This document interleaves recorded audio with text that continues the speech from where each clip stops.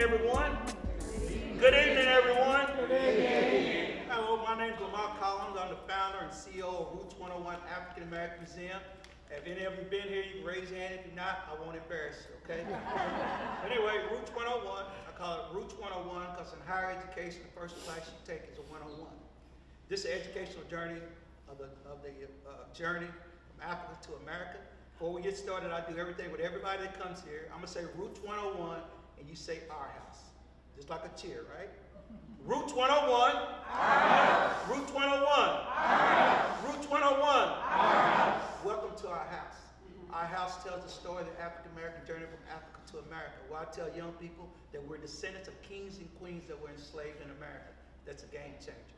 When I was a kid, we only heard we were slaves and only slaves. But we're descendants of kings and queens that were enslaved in America. Get the story right, because it's a story that we tell. As you go through the museum, I met Don one day, came in the museum, and said he wanted to tell the experience of his life in the West End of Louisville. And I like to tell the experience of my life in Louisville. So it made only sense to me that if he wanted to come tell his story, he can tell this story of Roots 101. What I say in this America, that we're better together than we're ever apart. I teach the future so we don't repeat the past. So when I have someone like Don come in and say, I want to tell my story, I want them to have a home to tell that story. So like I say, this is our house. Tonight is Don's house. Welcome to Don's house as he presents Growing Up White, History Then and History Now. Don.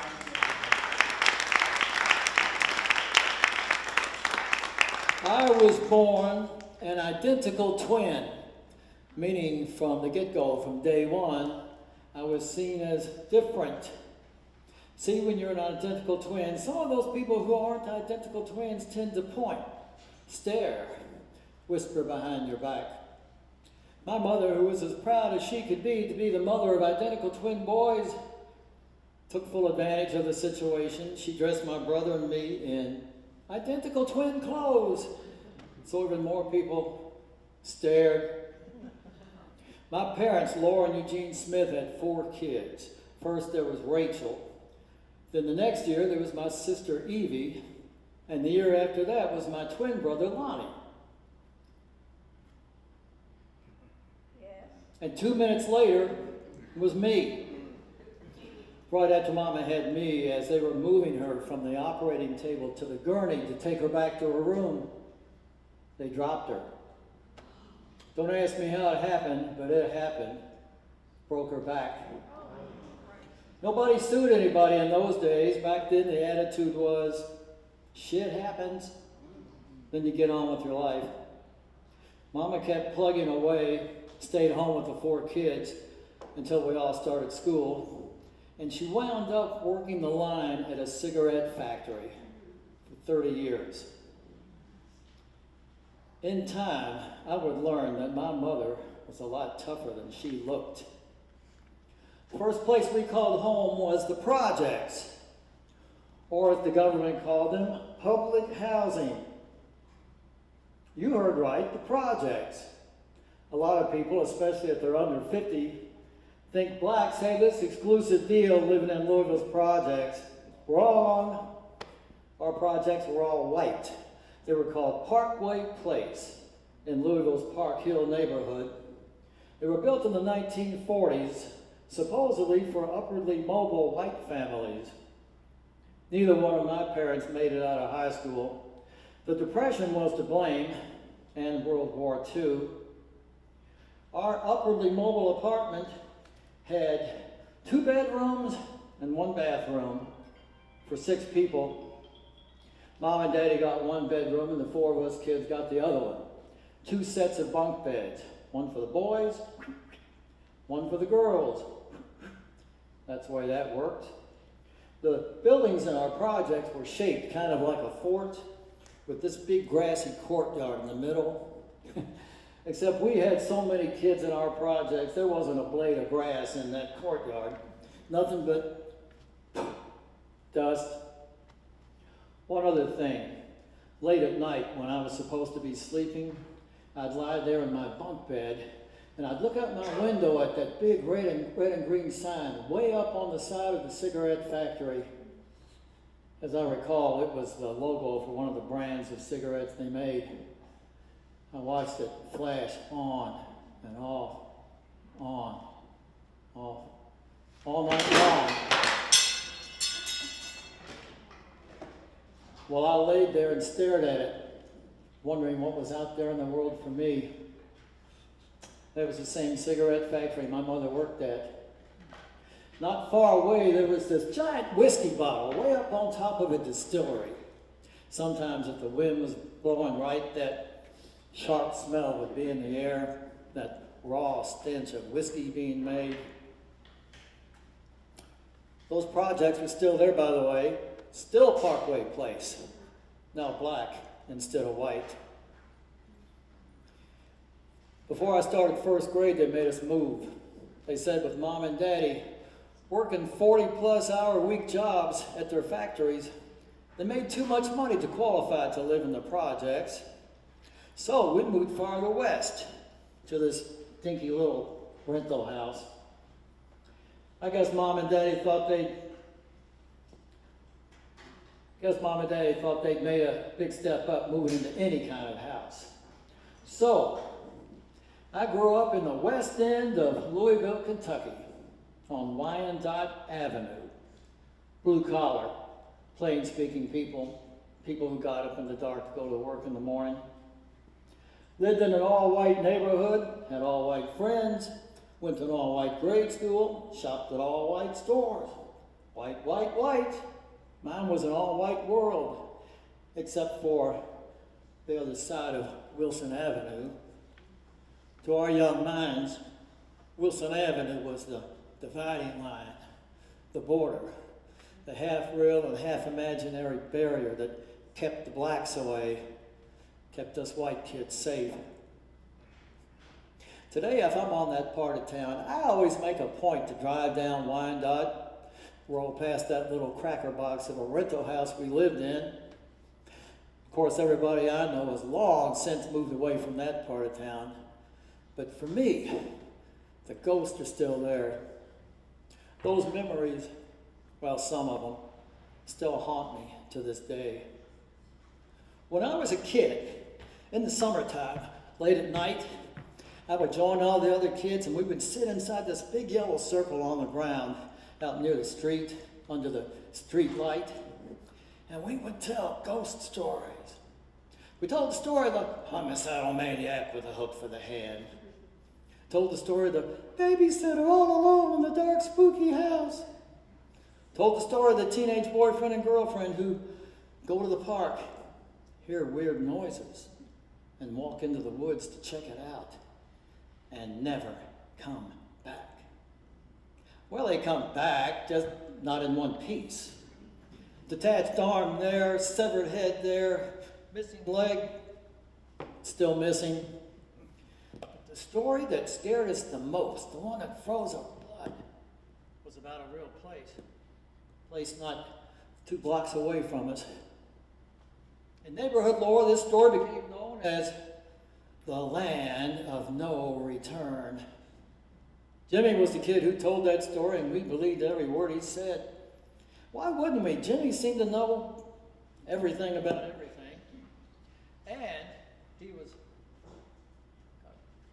And he was the fastest runner in the whole 5th grade. And he was my best friend. Well, actually, my twin brother Lonnie was my best friend, but he didn't count because I slept with him.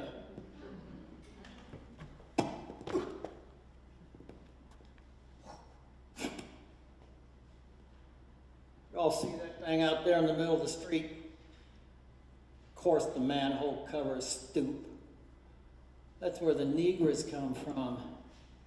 Yeah, around 2, 3 o'clock in the morning, them Negro kids, they leave them projects of theirs, and they go down in a manhole, and they start crawling, and they crawl, and they crawl, and they crawl, crawling through that sewer pipe. They crawl all the way up Wilson Avenue. And when they get over here on our side, they look for an opening, and when they see one, they push that manhole cover off. The manhole covers is. Takes 4 or 5 of them Negro kids to push it off. Then they climb up. And when they get on the street, they look for a white kid's house.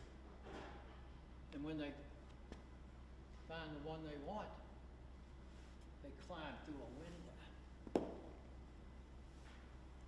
Then they go sneaking around in that dark house where all them people are sleeping, looking for that white kid's room. And when they find it, they snatch him!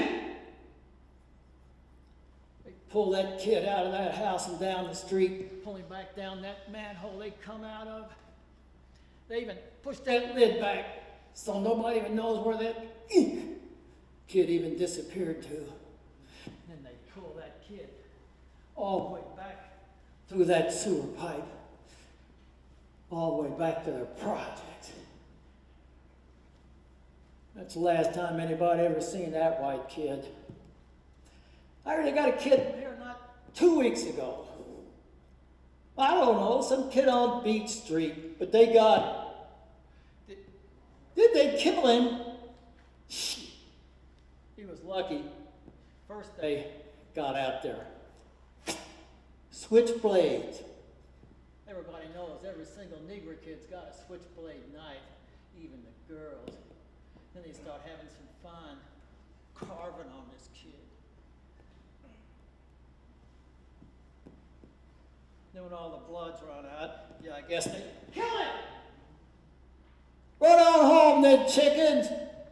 Just remember what I told you. Keep them doors and windows locked, unless you want the Negro kids stealing you. All the boys and girls ran home except for me. I stayed there with Jimmy. We took turns throwing rocks up at the street light, trying to break it. I wasn't that scared. I heard enough of Jimmy's stories to know he stretched things a little bit. But when I heard Mama's voice calling me home, I made sure I had some rocks in my hand when I left that yellow circle.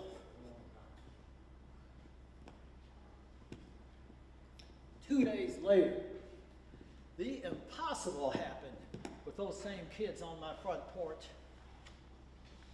Negroes coming down our street! There was a black boy pedaling a bicycle, and a second black boy up on the handlebars must have been taking a shortcut down Wyandotte to get home. Jimmy was the first kid to jump off my porch. Let's get him! Then all the other boys and girls jumped off my porch, me included, all following Jimmy. Well, the black boy pedaling the bicycle looked over at the gang of white kids chasing him, and he started pedaling as fast as he could go, while the kid up on the handlebars hung on for dear life. They had 2 blocks to get to Wilson Avenue, and then safety on the other side. They made it past the first block, and then that kid up on the handlebars twisted around to see how close we were. And I saw the most terrified look I'd ever seen on a kid's face in my life. And then I realized he wasn't looking at us. He was looking at me. He was terrified of me. I stopped right there in the middle of the street. The other kids ran on by me, still in the chase. They were going to have to stop when they got to Wilson Avenue. Wilson Avenue was a dangerous street. You could get run over on Wilson Avenue. But the closer they got, I saw they weren't going to stop. They weren't even going to slow down, not with Jimmy right behind them. They zoomed out into the street, and I heard the sickening sound of car tires, saw a car swerve and barely miss them. And they made it safe to the other side. Jimmy and the rest of the white kids had to stop right there at the edge of the land of no return and just look across the street. Well, the black kids, as soon as they got across, they jumped off their bike and turned back to yell across. Yeah, you damn honkies! You think you're so damn tough? Come on over here to this side of Wilson. We'll kick your ass. Come on! And Jimmy and the rest of the white kids gave it right back. Oh yeah, you damn niggers! Don't you never come down Wyandotte again. We'll kick your ass. And the hateful words went back and forth and back and forth until the black kids went on home. And Jimmy wave the white kids back to my porch to celebrate. By then, I'd already pushed past the screen door of my parents' house. I'd already felt the hot burn move across my face. That burn of pure shame. I never forgot the terrified look in that kid's eyes, the one on the handlebars. I had done that to him. I had put that fear in him. I had given this kid, a kid I didn't even know, a reason to hate me. And I never looked at Wilson Avenue and the land of no return the same way again.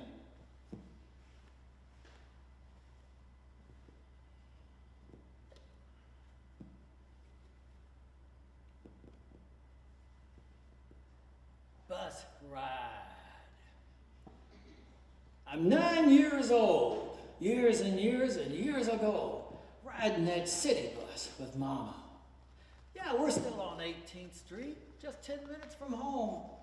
So why does this long street take on the freaky beat with the strange-looking skin and bone? I got questions, lots of questions for a young boy to unpack. Just what do the people do in them houses? I mean, besides stand around and be black. Do they have a couch in the front room? Do they have a radio on a kitchen table too? Do they even have a real TV? Sounds crazy. Maybe they do. Do they have warm beds to sleep in? Do the kids do homework like us? Do the parents give them chores to do, and when they don't, do the parents all fuss? You can imagine just about anything about people you don't know, people you don't know, people you don't know, people you don't know. Someday, maybe, I'll see what they're like. Won't have to guess from this big bus window. I'm 9 years old, years and years and years ago, riding that city bus with Mama. Yeah.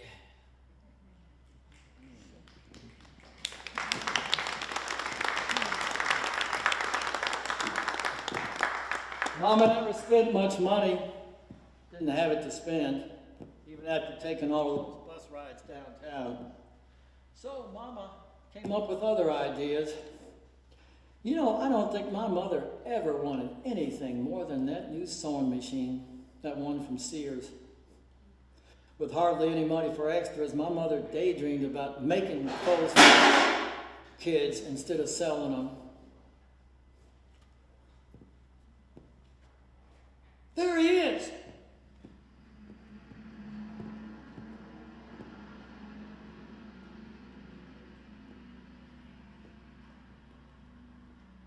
Delivery for Smith. Yeah, Smith residence right here.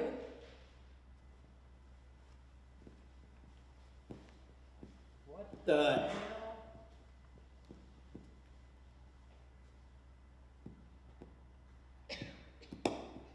4902 Wyandotte. Bring it on in.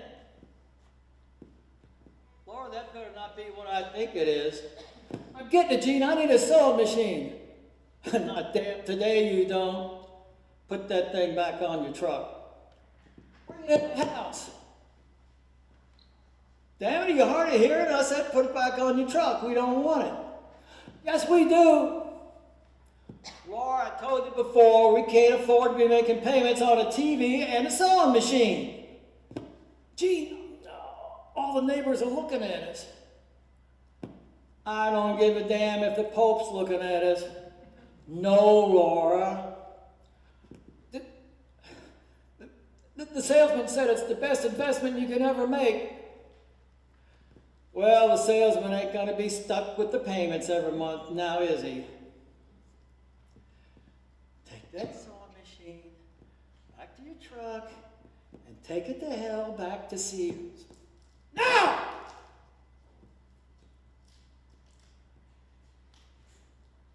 Laura, we just can't afford it right now. We can afford whiskey.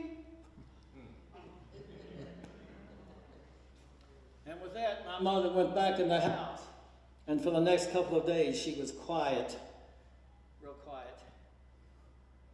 You know, to this day, I don't think I've ever been able to look at a sewing machine without thinking about the day my mother lost her battle for one, right out there in our front yard.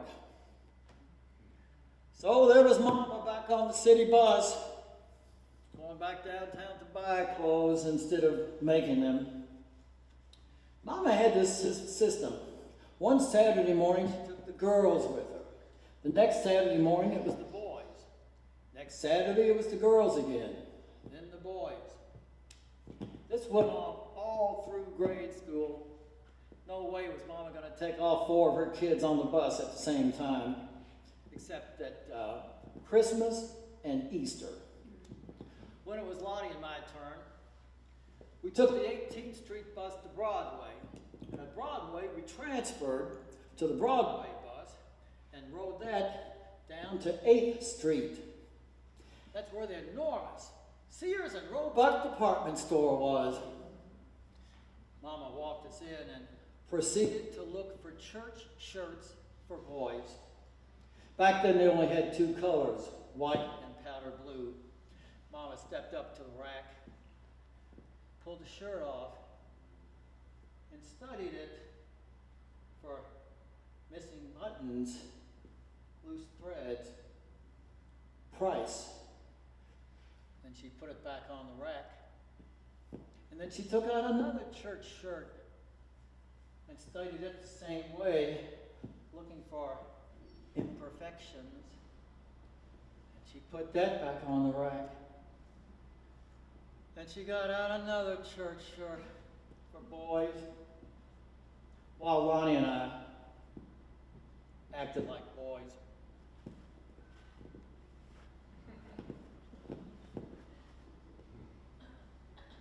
When Mama got finished shopping at all, looking at all the church shirts at Sears, we left Sears and walked down Broadway to 4th Street.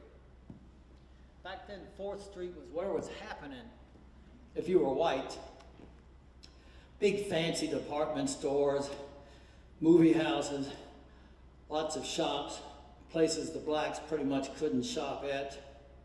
Mom would walk us into one store looking for church shirts, and then walk us to another store, and then walk us to another, and then walk us another block, and then another block, and another. If we'd walked one more block, we would have walked straight into the Ohio River. True story, one time when Mama actually had money to buy church shirts instead of just making them. This is what happened. We started at Sears like usual. And we walked down Broadway to 4th Street and walked all the way down 4th Street, looking at every church shirt ever made in the history of the world. And when we got to the river, I swear, Mama turned us around and she walked us all the way back to Sears. Why? Sears church shirts for boys were a quarter cheaper. Quarter. That's how tight money was in those days. Heck, back then a quarter could buy 3 loaves of bread if Mama caught it on sale. When we got home, there was our dinky little rental house waiting for us. Mama tried to make our house feel safer, feel more like a home. Outside there was that creepy alley she just had to live with, no lights. That meant people walking through it at night had faces she couldn't see and voices she couldn't recognize. Inside, there were all those water bugs.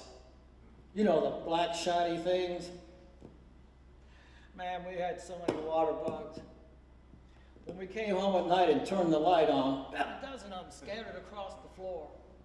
Fast little guys, all making a run for it, diving down into the heat register and squeezing through the cracks in the walls. At bedtime, it was a different story. I'd lie there in the pull-out sofa bed in the front room in the dark and sometimes feel something feel something taking a hike across my foot, walking up my ankle. Brother Waterbug checking me out. I just took my blanket and gave it a little flick and sent Brother off into deep space. Then I just turned around and went back to sleep. On a popularity scale, my mother and sisters hated them. My father put up with them. And my twin brother Lonnie and I, we thought it was hilarious the way whenever you came home at night and turned the light on, they all made a run for it, crashing into each other, doing somersaults in the air. Kind of looked like the clown car at the circus. Yeah, if you rented a house on Wyandotte Avenue, Waterbugs came with the property, no extra charge. When we got home, my father didn't say much about Waterbugs, but he definitely let me know how he felt about some other things. See these, Donnie? Brass knuckles. Oh, wow, are they real brass knuckles, Daddy? The kind you fight with? I use them for protection, yeah. But you fought with them too, right, Daddy? How old are you, Donnie? 10. 10. I wasn't much older than 10 the first time I pulled these things on. Who'd you fight, Daddy? Negroes, mainly. I remember one night I was walking home by myself down the sidewalk. I look in front of me, here's this big gang of Negroes walking straight for me. Well, it's plain to see they get closer. They expect me to get off the sidewalk for them. Imagine that. Negroes expecting a white person to get off the sidewalk for them. So, did you get off the sidewalk, Daddy? Hell no, I didn't get off the sidewalk. Not from no Negroes. So, there was a fight, Daddy? Did you win? Let's just say I didn't get off the sidewalk from no Negroes. Let me tell you something, Donnie. Don't you never get off the sidewalk for a Negro. You hear me? Okay? I mean it!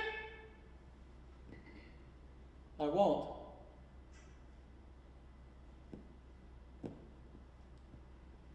My father had different ways to deal with his anger. Usually it was down the street at the neighborhood tavern. And my mother had her own way to deal with my father. Come on, kids. We're almost there. Let's stop here. Is he in there, Mama? Yeah, he's in there. You kids ready to sing? Okay, I'll start. On a hill far away stood an old rugged cross, the emblem of suffering and shame. And I love that old cross, where the dearest and best for a world of lost sinners was slain.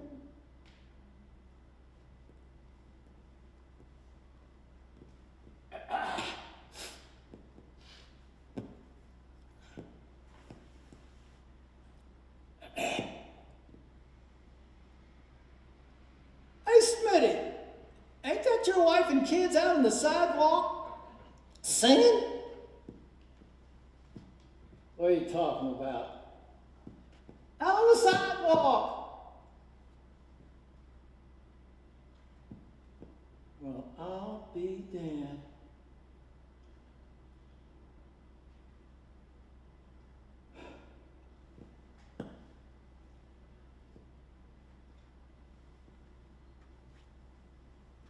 Laura? What are you doing out here? We're singing, Jim. Wait for you to come out so we can all go home. You ready to go home? Maybe. Then we'll just stay out here and sing some more until you're ready to go home. then I'll cherish the old rugged. Okay? Okay. Okay. Let's all go home.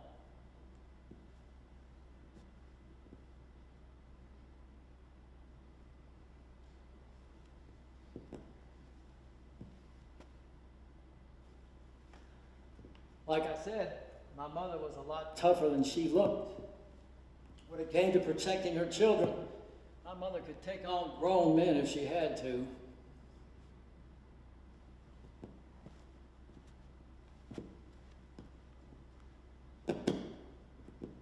This your house, son? Yeah.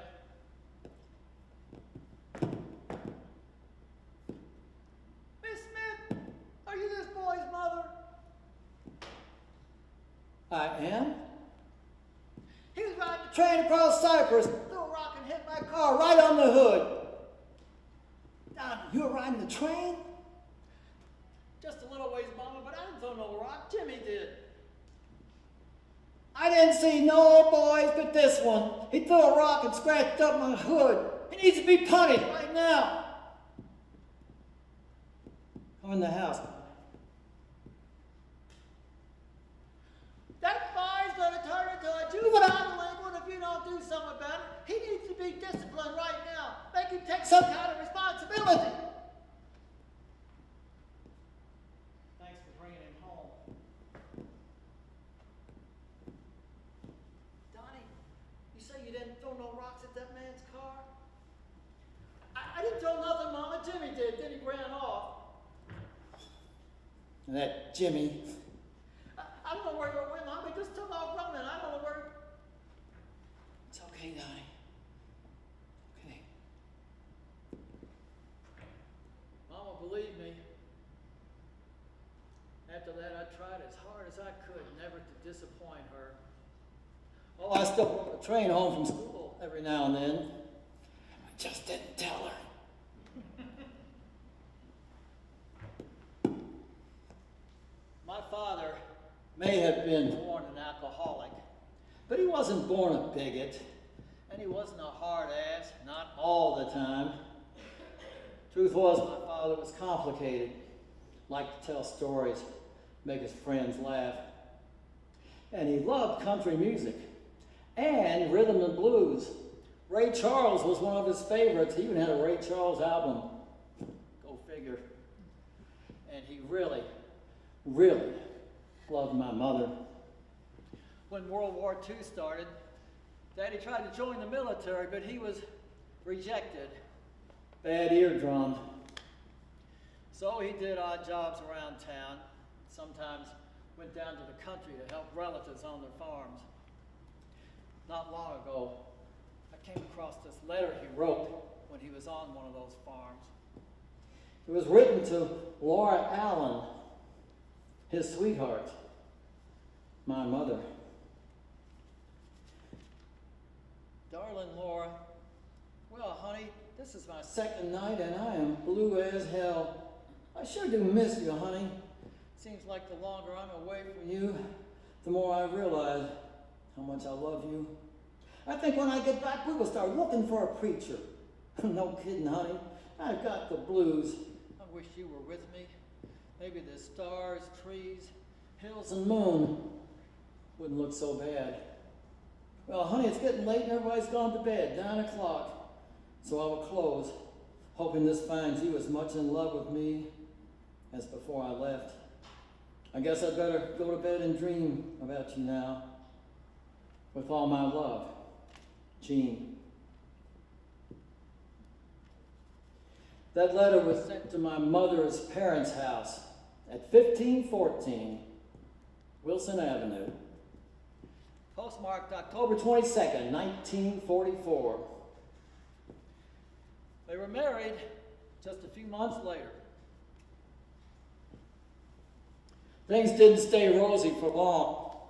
You think COVID's risky business? When Lonnie and I were 4 years old, this thing called polio was racing across America like a wildfire. Polio attacked children mainly, paralyzed their muscles. Lonnie caught it. He wound up at Kosare Crippled Children's Hospital. That's what they called it in 1952. They made him wear this awful metal brace on his left leg. Damaged muscle made his leg over an inch shorter than the right leg. How about that? My twin brother and I ate the same food, drank the same water, slept in the same bed, virtually breathed the same air. But this monster, this awful virus, this evil polio chose Lonnie and went right by me and right by our sisters. Polio. It was a nightmare for everybody in our house.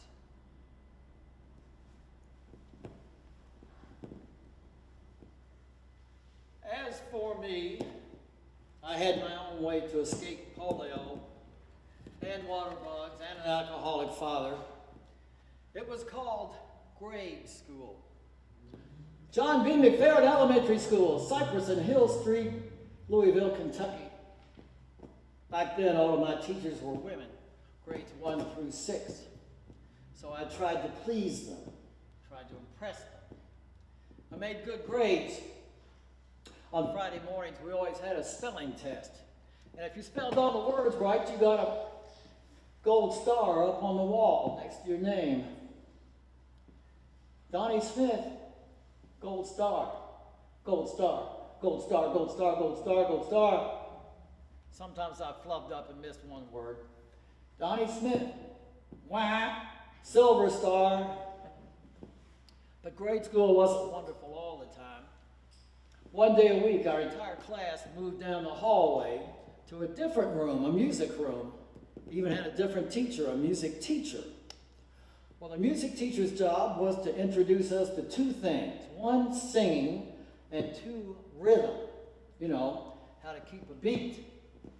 So, in order to teach us rhythm, she passed out 2 wooden sticks to each and every boy and girl in class. And as we sang, we clapped our 2 wooden sticks together.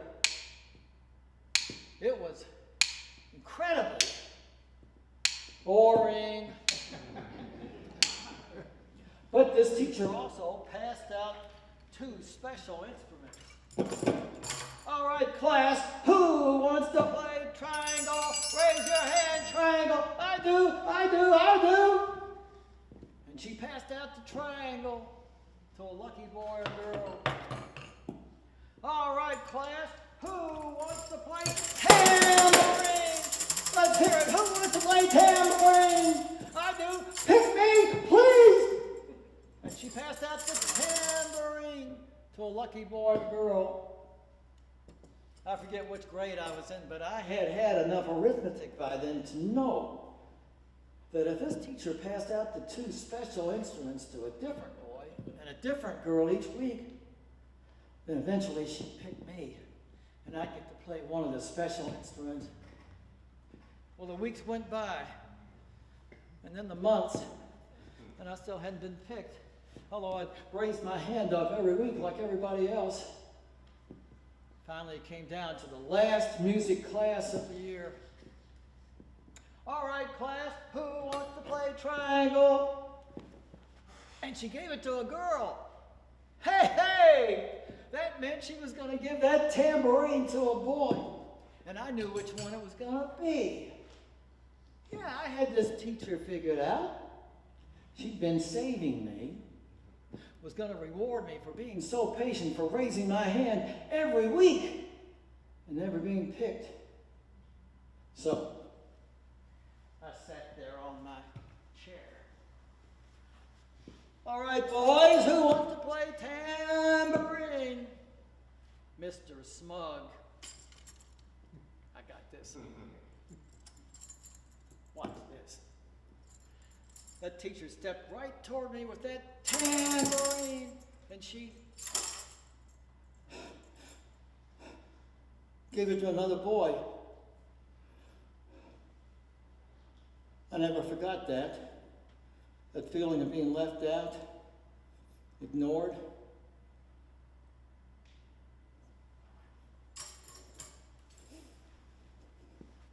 Back then, a lot of people were being left out and ignored.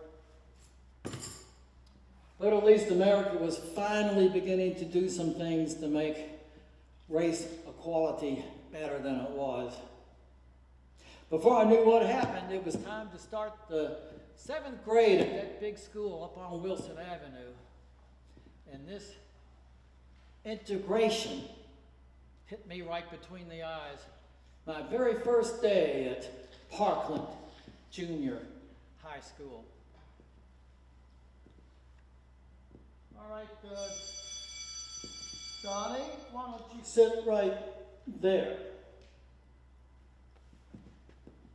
Next to the colored girl. Sit down, Donnie.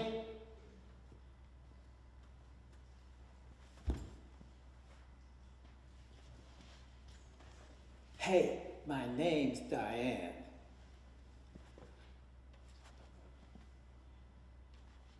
All right, class, our first big assignment of the year will be to study Project Mercury, NASA's ambitious plan to launch astronauts into outer space.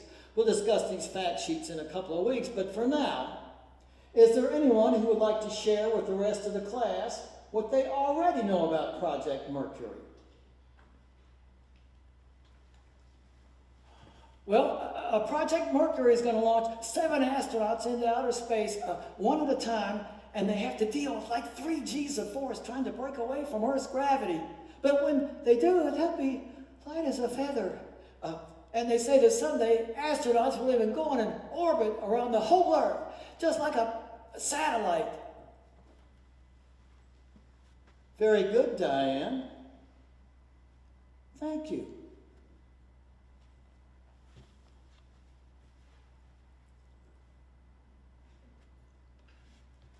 How do you know so much of that space stuff? Well, I got a radio. I listen on the radio to the news. It's a new transistor radio. You know, no cord. I can listen to music wherever I go. Well, everybody knows that. That's what I told her. But something was off here. Really off. This Diane wasn't dumb. She was smart. Really smart. And her skin wasn't dirty. It was brown. Chocolate brown. And she hadn't even tried to steal up anything from me, not even a pencil.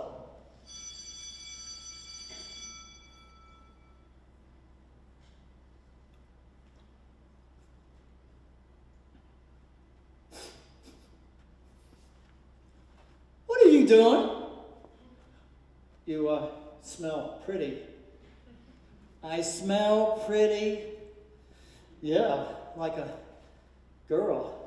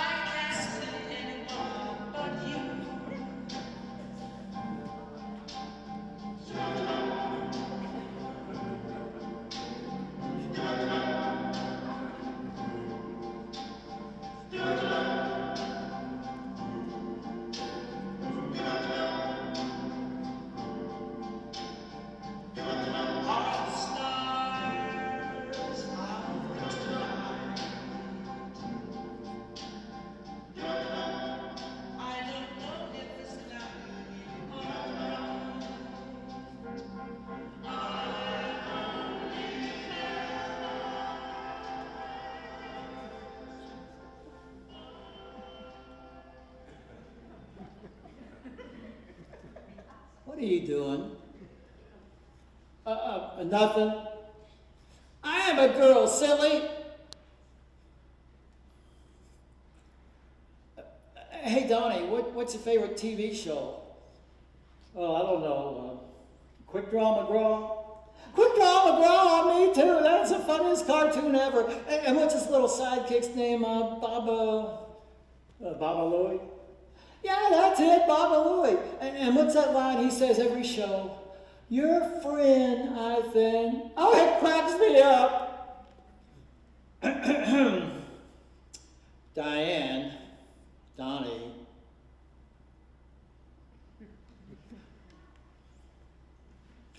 All right, class, you've had 2 weeks to look over your Project Mercury handout. Now I'm going to throw you a curveball. As we know, astronauts have yet to go into outer space, but primates have already experienced the effects of rocket flight. Who can tell me the names of those 2 monkeys? Roger. I got it. Abel and Diane. Cut it out.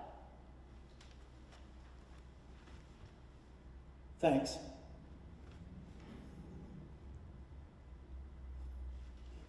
Their names were Abel and Baker, jerk. And that was the first time I ever defended a black girl for anything in my life. First time I ever defended a black kid for anything in my life.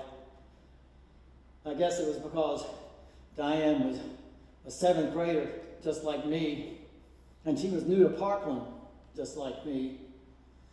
Before Parkland, maybe I would have laughed at that cruel joke too that Roger told. But now I could see that this Diane could be hurt, just like me. All I had to do was look at her face to see how wrong it was, what Roger did. Most of all, I liked her. That wasn't supposed to be right with me being a white boy, but I did. I liked her a lot. But I found out I didn't like every white kid or black kid. Right down the street from Wyandotte, there was a big city park, Algonquin Park, big and long.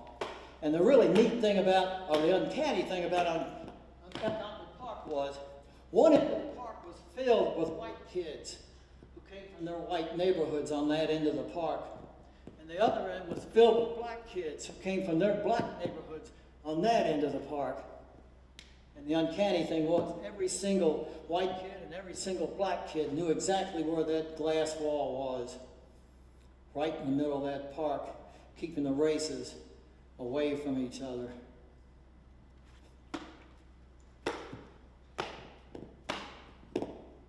Hey! Quit messing with my bike!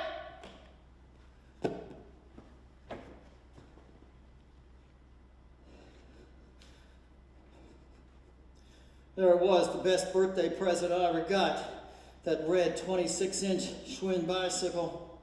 I locked it up to the fence, but now it had this ugly hole torn out of the front fender where the coolest thing of all was, the headlight, till the colored kids stole it.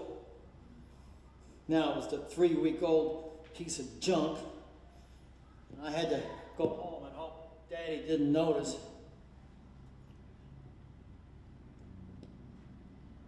Hi, Daddy. What happened to your bike, Donnie? I locked it up, Daddy. As soon as I got to the park, I locked it up just like you told me to. I said, what happened to your brand new bike? I was playing ball in the field, and these kids started messing with it, and they tore off the headlight and ran off with it. Were they Negro kids? Yeah. Did you chase after them? Did you kick their ass for what they did to your brand new bike? We ran after them, Daddy, but then they ran across Wilson Avenue, and we had to stop. Neighbors. Can't have nothing decent in this neighborhood thanks to the neighbors.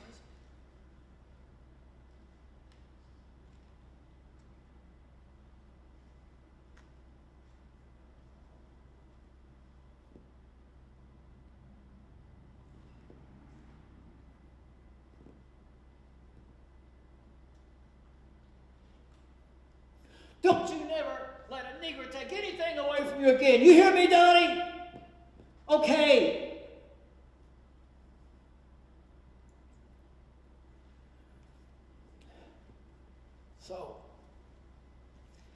found out that not every black kid was an angel.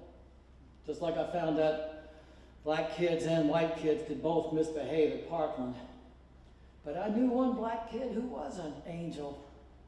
Now I had to find out if I was right, ask some other white people if they thought I was right, or I'd turn into some kind of stupid idiot. Mom and Daddy? No. I went to the experts, Rachel and Evie and Lonnie.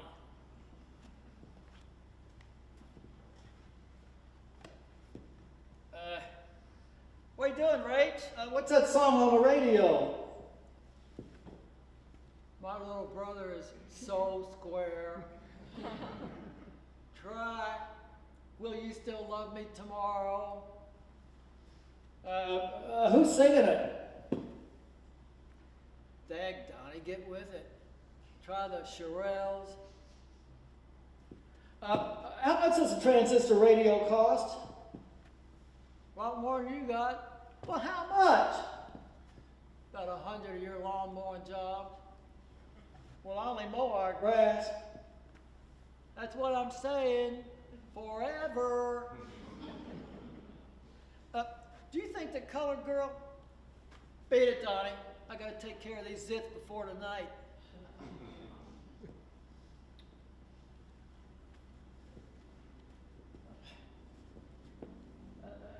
Hey, Evie, what you doing? What's it look like? It's my night to cook. Oh, not beans again. Open your eyes, Donnie. There's hot dogs in the other pan. Oh, okay, hot dogs. How old does a person have to be to have a girlfriend? You mean a real life girlfriend or a friend who just happens to be a girl? Yeah? No, I don't know. So you found yourself a little girlfriend at Parkland. What's her name? Oh, Diane, I think. What a weird name. 7th grader too? Yeah? What'd she look like? She's kind of dark-skinned and black hair and brown eyes and stuff. Is she smart? Oh yeah, she's brainy, all right. Well, you gotta watch out for them brainy kind. Do you think the colored girl? Oh, great. They're already home. Quick, give me them hot dog buns on the counter. Give me them hot dog buns, Donnie.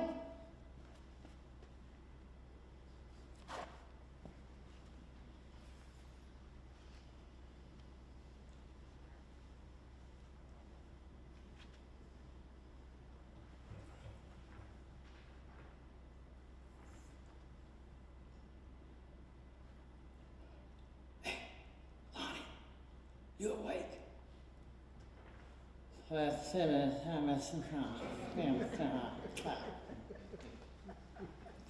Lonnie, you awake? I am now. Do you think the colored kids are okay? Give me some blanket. I mean it. Do you think colored kids are okay? Didn't you hear Rachel and Evie? We're not supposed to call them colored anymore. Now it's black. We're supposed to call them black. Oh.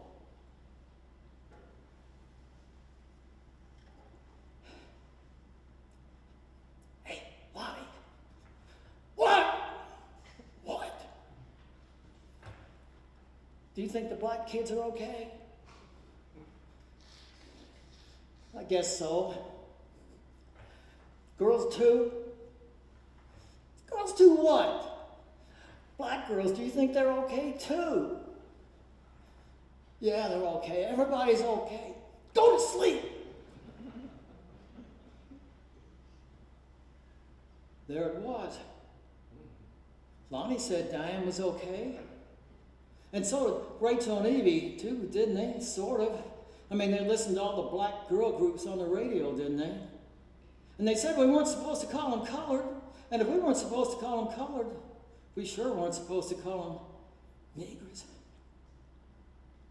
It was okay then. Okay for me to do the craziest thing I ever did in my life.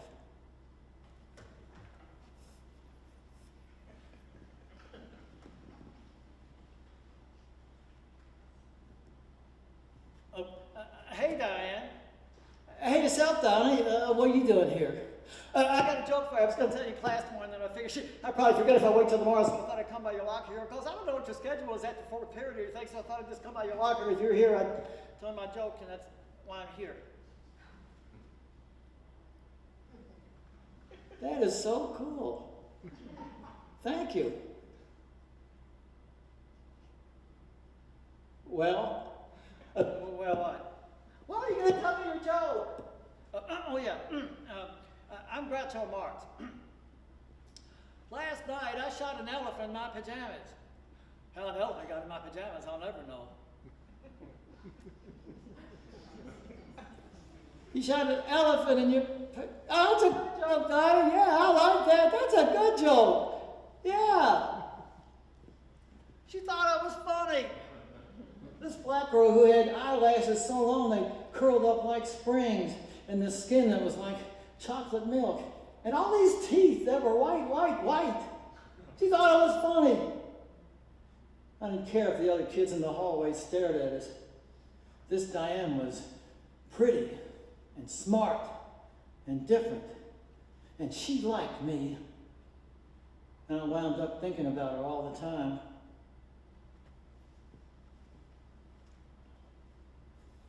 Back in those Parkland days, there were trains all over the West End, freight trains, and they pulled these big long boxcars behind them.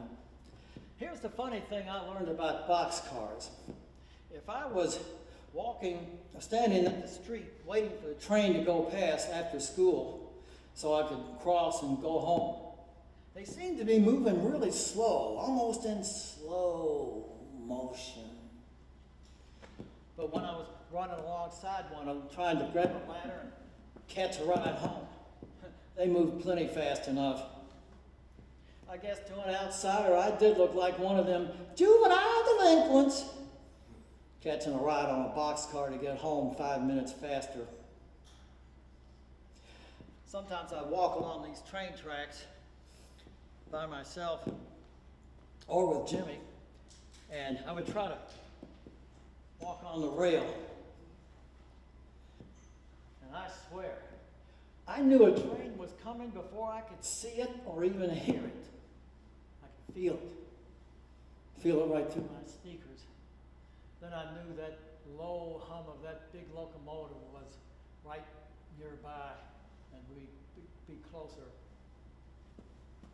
Other times I'd be walking along these tracks by myself, kicking rocks, thinking about other things, say Diane, when this locomotive could come up on me out of nowhere, just like Jimmy could. Donnie. Hey, Jimmy. Man, that last bell would ever ring. Mercury astronaut, who gives a shit? Come on, weekend. Hey, train's coming. Let's jump it. Run, damn it! We gonna get off before we get to Catalpa? Hell no! We're gonna let all those cars watch us go across. Watch this shit. You see the look on that guy's face, that jerk in the big ass caddy? Here. Jump, damn it!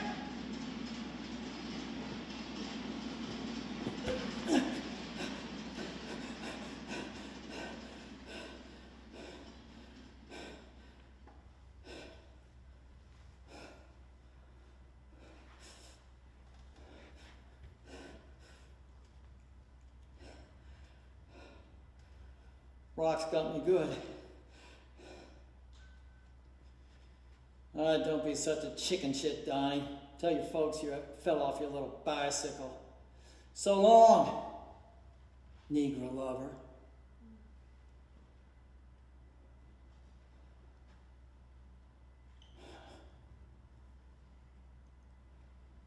That train business did it. Really tore it with Jimmy and me. And we both knew why. You know, I don't think that Jimmy would have been disappointed if those big train wheels had cut my head off. But there was something a lot worse than that headed for me. Something I wouldn't have imagined in 1,000 years. And it was delivered to me by my very own mother.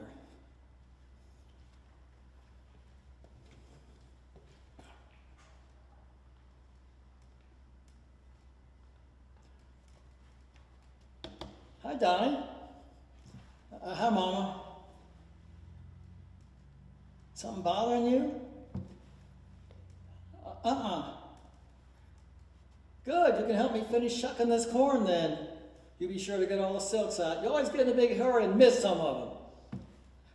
I'll get them, Mama. You're going to be finishing school with good grades, ain't you? Yeah, pretty good. Wally's parents are getting a divorce. The Farringers? Yeah. Wally said his daddy drinks a lot. A whole lot. Oh, Donnie, just because a family's got a man that drinks a lot, that don't mean they're going to get a divorce. Drinking just makes it harder for people to get along with each other. But they do. Anyway, you just keep doing good in school. Oh, okay, Mama. Lord done us pretty good, I'd say, even though this house here has got all the water bugs everywhere you look. And don't you be making jokes about the nasty things. Anyway, this house will do us good enough till we get one of our own, which we're fixing to do. Yeah. Huh? How'd you like it if we had our very own house, Donnie? You and your brother have your own bedroom. No more sleeping on the couch. Just imagine. No trash in the gutters or stinky manholes out in the middle of the street. We'd be living in a place where the air is fresh and clean. Don't smell like the smoke coming out of the back of a city bus. Where's it at? Long way from here, way down Dixie Highway. Where? Place called Valley Station. Just think, Donnie, be the first house me and your daddy ever bought. You already bought it? Gonna be moving pretty soon before school starts again. How am I gonna get to Parkland? You'll be going to Valley. Valley? What's Valley? Valley Station. Just think, Donnie, no more of that stuff in the street. Be living in a place where you go 7th grade on, all in the same building. But I got some good friends at Parkland. What's the matter, Donnie? Don't you want us to have a new house? You and your brother have your own bedroom? Well, yeah, but you'd even have your own bed, a twin bed. Come on, Donnie, let's get this corn shucked so we got something to eat for supper tonight.